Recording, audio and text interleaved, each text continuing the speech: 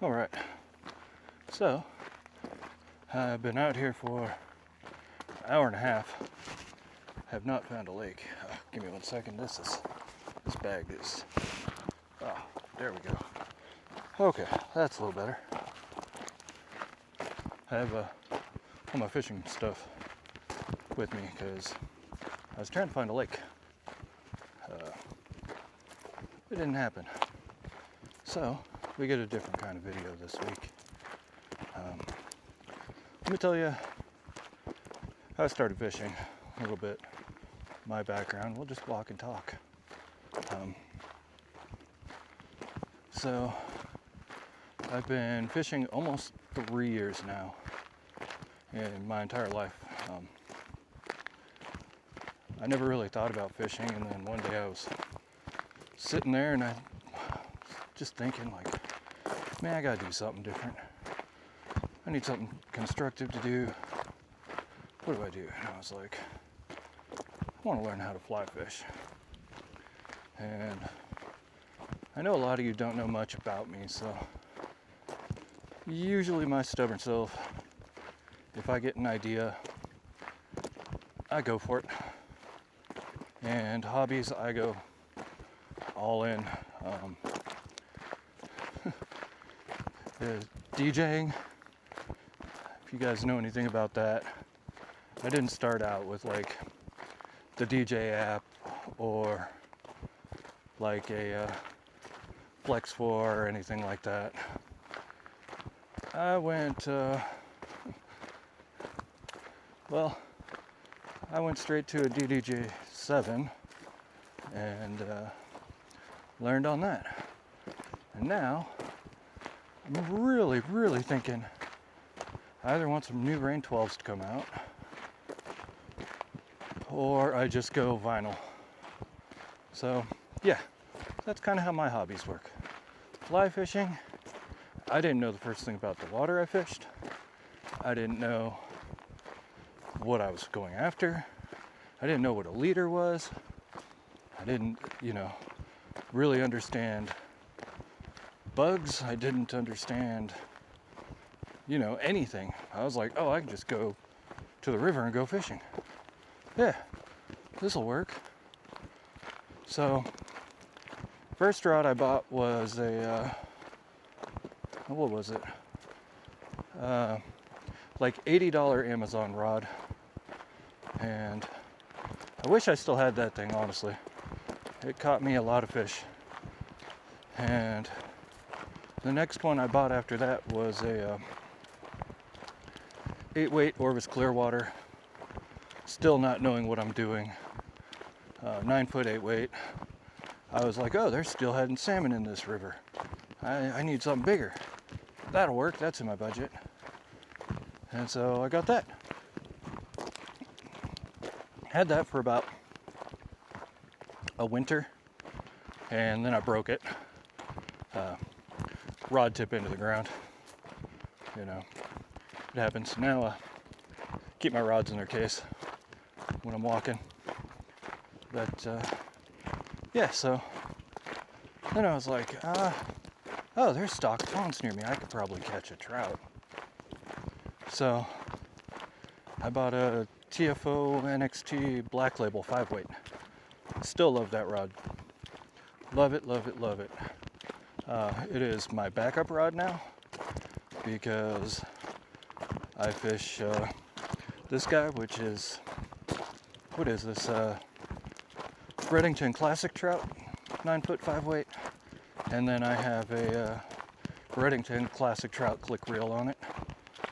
And click reel, it gets obnoxious, but it makes me laugh, so I leave it on there. Thought about buying another reel, and honestly, I don't need one.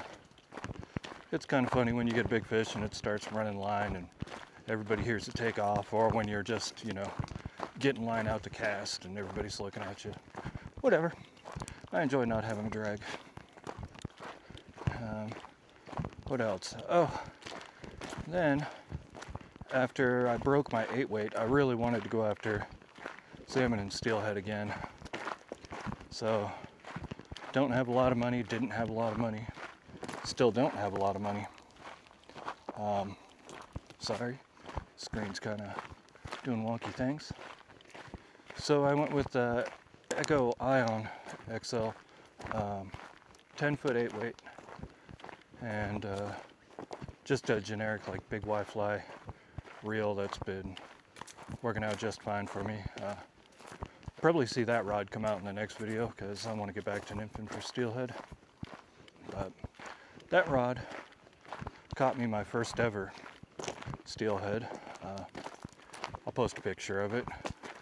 And yeah, so then natural evolution. Swinging fly sounds pretty fun. Better get a spey rod. Does all this sound familiar yet? If you fish out west, I think you know exactly what I'm talking about. So, bought a spey rod. I enjoy spey fishing, but really, I like nymphing. Spey rod's fun when I just want to go out and, you know, have a relaxing time. Nymphing's what I enjoy most. Indicator, tight line, it doesn't really matter. I'll do it both. You know, throwing dry flies, love that too. So you're probably going to see a lot more single hand rod coming up than spey rod, unless I decide to get into trout spey, which right now the Deschutes River's closed for fishing, which is one of my favorite rivers to fish within the area. And normally if I'm out there, I fish a 4-weight Shadow 2 or a 3-weight Redington field kit. And honestly, those little field kits, for what they are, they're pretty awesome. I think I got mine on closeout and it was like 120 bucks. And all of a sudden I had a Euro rod. And yeah, it's not necessarily my favorite way to fish, but it is effective. And yeah, and the 4-weight, I think I've caught more steelhead on the 4-weight than I have on any other rod. I think it's just the presentation. And I think the general consensus, whether we agree or not, is tight lining catches more fish. You know, nymphs catch more fish than streamers, blah, blah, blah. I think the fish decide what they want to eat. And I think you decide how you want to present it. Pretty simple. Oh, there's some bear fur on the ground. That's cool. So, yeah, those are kind of the rods that I ended up with in 3 years of fishing. I didn't think I'd be going fishing, you know, a couple times a week. Going the wrong way on a 3-mile hike. It should have been about 1 mile flat like it is right now. Didn't see that in the cards. You know, didn't see myself having basically a room dedicated to fly tying at this point. Now it doubles as fly tying and editing, which this is kind of weird too, being on camera. So I got the camera because I didn't want to leave my cell phone on the bank, but I wanted to look at my casts. I wanted to kind of get a better idea of how I'm casting and what I need to work on and stuff like that. So I figured a little, what is this, DJI Action 4 is what I film on. And the mic is DJI Mic Mini. Yeah, then I got this stupid idea in my head. I was like, I have a camera. It's going with me anyway. It's like, okay, new goal. I want to upload 10 videos to YouTube in 10 weeks. One video a week for 10 weeks straight.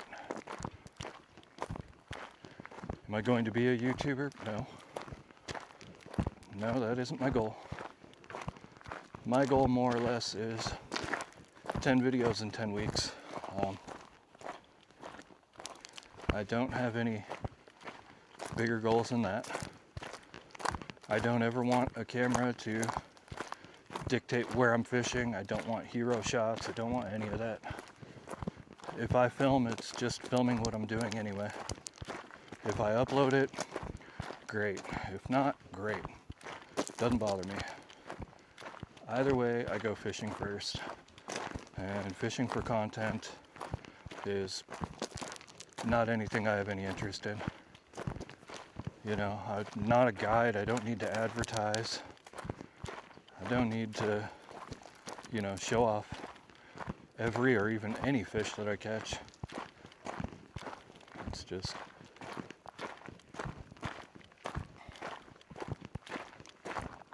go fishing in Oregon and see what happens. You never know. You know, if I post something, it's because I wanted to. Editing is kind of a skill I really want to learn anyway, so it gives me a pretty good opportunity to learn. So yeah, that's how that started. And fly fishing. Yep, I woke up one day, decided I wanted to learn how to fly fish. Bought a fishing license, bought a cheap Amazon rod, off I went. And what are some of my fishing goals? So I nailed a huge goal I had this year already. I caught my first ever Chinook salmon. That was pretty cool. That happened about a week before I bought a camera, of course. Maybe I'll put a picture up of that. And I still want to catch 3 more kinds of trout this year. Brown, bull, and I don't know. Let's see. Brook. Brook would be the other one. I still haven't got any brookies. That's kind of why I came out today. I was going to go after brookies. But yeah, I wanted 5 species this year. Rainbow cutties, browns, brooks, bulls. Can't actively target bulls in anywhere close to me. That's super illegal. So that'll be probably a couple day camping trip somewhere farther away to go after them. Should be all right. As far as steelhead fishing goes, I'm going to keep that one casual. I'm having a lot more fun going after trout right now. It's just that time of year. You know, I don't particularly like waking up at 3, 4 o'clock in the morning, because the steelhead show's over by 7 or 8 a.m. And then the float hatch starts, the dog hatch starts, so yeah, just trout fish. I can wake up, whenever the heck I feel like it, sleep in till 7 or 8, jump in the car, go fishing. I kind of prefer that. So I'll get back to steelhead fishing probably end of August, September, right in there. Then October, be steelhead and trout fishing. And if the winter is anything like last year, we're not going to have a winter, and we're not going to have any water in the rivers, and all that equals winter steelhead are definitely not real. But, we'll still probably go after them, just because I'm a fisherman, dude. What can I say? I go fishing. Yeah. What else? What other species? I do kind of want to go after some surf perch and rock bass. That might actually be on rod and reel. Only sink tip I have is Burmese Bay rods, and casting that on a fly rod doesn't sound super fun, and I really don't want to put any money into it. And there's a rod and reel sitting in my garage that I think will work just fine, so I may do that. Of course, I say I'll do that, and then I'll throw a fly rod in the car, I'll throw a rod and reel in the car, and then I'll probably just leave the rod and reel in the car, take the fly rod. It'll work or it won't. That's sort of how that goes. Yeah. But, yeah, so, in case you don't know me, my name's Andrew. I live in Portland area, Oregon, and if you fish around here, you've probably seen me on a bank somewhere, and probably said hi, probably asked how the fishing was, moved on in life, you know. So if you see me out in the wild, feel free to say hi. Yeah, knowing me, I'll be like, here, have some flies. Well, this hill's a little bit more downhill than I was expecting. So I don't know if you can see this very well. I know these action cameras really don't pick this up. But, why is my camera not unlocking? I gotta stop. All right. Yeah, these things really don't pick up detail too well. Great mounted on a head or on a chest when you're doing something. Probably not the best camera for vlogging. I probably should have just used my cell phone, called it a day. But yeah. All right, how much further do we have to walk? Oh, about another mile. I've been recording now 17 minutes, 50 seconds. So I probably have another 10, 13 minutes before I get back to the car. And I am looking forward to getting back to the car. I don't really want to stop my walking, and set the rod down, set the shoes down, and get my water bottle out. That's just... I'll wait till I get to the car. And then I'll decide where I'm going to go fishing. To be totally honest with you, I might just go fish Harriet Lake. That isn't super far from me, and I just want to get some fishing in today. So, oh, and don't even come at me for blowing up a spot, dude. If you live in this area or anywhere else, there's a couple lakes you know. You know Timothy, you know Detroit, you know Hag, you know Frog, you know Harriet. Especially if you know Timothy. I mean, they're pretty much right next to each other, so don't give me that. They stock trout there. Yep. When the stocking truck comes in, you can just stand right at the dock and catch a fish on every single cast, if that's what you want to do. So I don't want to hear it when I say, yeah, I'm going to go fish Harriet Lake. Matter of fact, just because if I do that today, I'll put it in the title. I fished Harriet Lake and got skunked. There it is. There's the title. There's what's happening in this video. And you'll probably never see this footage. That's how that'll work. But if this ever does become a video, then, well, I'll go ahead. Oh, this is cool. Check this out. I love little forest area like this, just little clearings. It's like one of my things that I like. This side of me, it's just the top of the mountain.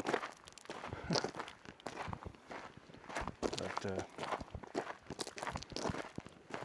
yeah, you may see this video someday. If you do, then I'll link the Harriet video somewhere. If I don't end up doing that, and don't ever use this footage, that's cool too. Right now, honestly, the camera's serving two purposes. I decided to walk and talk anyway. I've been meaning to do that. But seeing a lot of signs of bears around here, and I'd rather keep making noise. That seems like a reasonable thing for me to do. If there are any bears, it would just be a black bear, and honestly, run from me. Run from anyone. But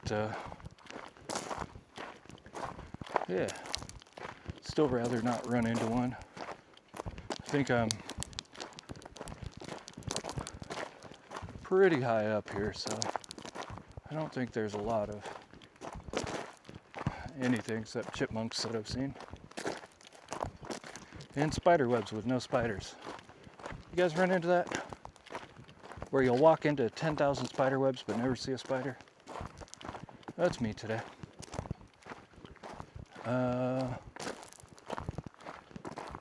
Okay, here's a road. This isn't where I parked though. So I don't know what's down this road. There might be a lake. I'm gonna check a map real quick. Let me see what we got going here.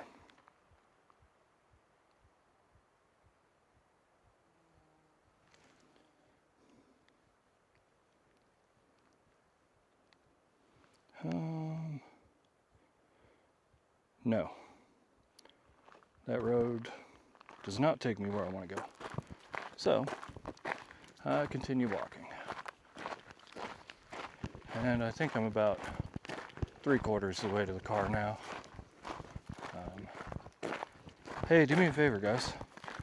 Recommend me some wading shoes, because I normally wear these cheap Amazon shoes or flip-flops. I need a decent pair of shoes. I've been looking at some of the Sim Sweat wading shoes, and I'm not going to jump on the, circle jerk of bashing Sims and their products. Whatever. You'll always hear more about the negative than the positive. That's just the way things work. The negative is the story, and people usually don't report when everything works as it should, or things like that. People are, oh no, my package arrived and my neighbor's dog ate it, and now I have a giant hole in my waders from where it bit it, and screw you, Sims, why'd you send me torn up waders, and now I have to wait weeks to repair them, and blah. Yeah, whatever, guys. I don't care. All waders eventually leak. That is my experience. If you're doing anything in waders more than once a year, they're eventually going to leak. Just like you're gonna have to tie more tippet onto your leader. That's the way fishing goes. These things are consumables, and you might buy a cheap pair of waders and they might last you 3 or 4 years, 5 years. You might buy a $800 pair of waders and they might last you one outing. It's just the way it goes. And that's just one of those things, unfortunately, we kind of have to accept. Want to know waders I wear? I wear Paramount Deep Eddy zipper waders. I wore pair of Sims tributaries for a long time. And then I really wanted some zipper waders, and so Paramount ones were in my budget, and they've been rock solid for 2 years. I have one little leak in them, and that's my fault. I wasn't paying attention and my hook went into the thigh, and I just haven't repaired it yet. So a lot of times I end up getting all wet anyway. I'll fix it before winter and it'll be fine. Just some aqua seal and sitting outside overnight all day, and that'll take care of that. Other than that, $250. I honestly expected one good year out of them, and going into my second year with them, I'll take it. That to me is a good investment. They're not fancy, but they get the job done, and they've worked out really well for me. I don't know, not sponsored, obviously. Not sponsored by anyone for anything. Yeah, those waders have been fantastic. And yeah, hopefully I never have to send them in for repair, because at $250 I'm just going to buy another pair. I don't really want to have to send them in for anything. Let's see, what else? We're almost back. I've been walking now for over an hour, hitting 27 minutes filming, and I started filming, I don't know, a couple hundred feet after I turned around. So, yeah, should be just about back to the car.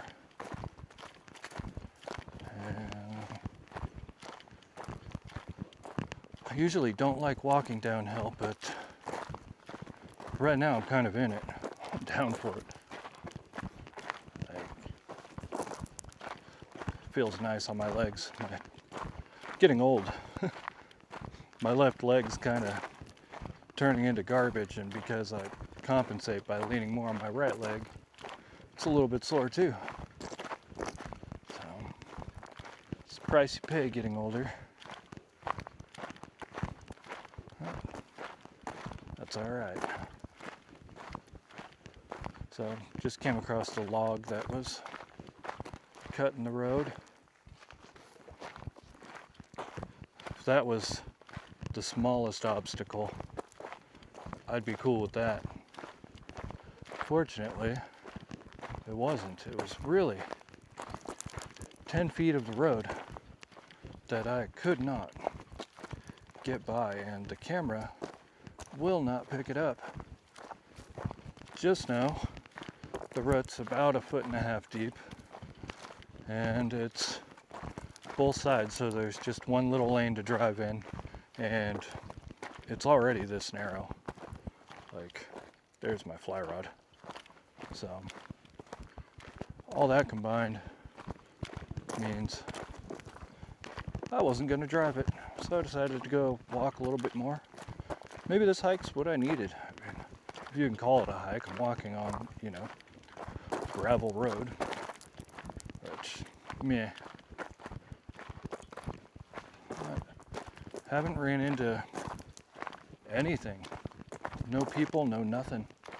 I might go look at the map when I get back to the car and give getting to this lake another shot. That might be a real thing I do. But we'll see how it goes. Right now I'm just, focused on getting back to the car and hoping my window's not broken or anything stupid like that. Also, if you're someone that breaks into people's cars at trailheads and things like that, oh man, I don't have anything good to say about you or to you. I just hope you get what's coming, however that comes. And it better not be winning the lottery. Sorry, you keep hearing something a little bit larger over in that direction. But if I'm hearing it, it's probably like elk or deer. So shouldn't be too concerned. It's when you don't hear it. That's the part that sucks.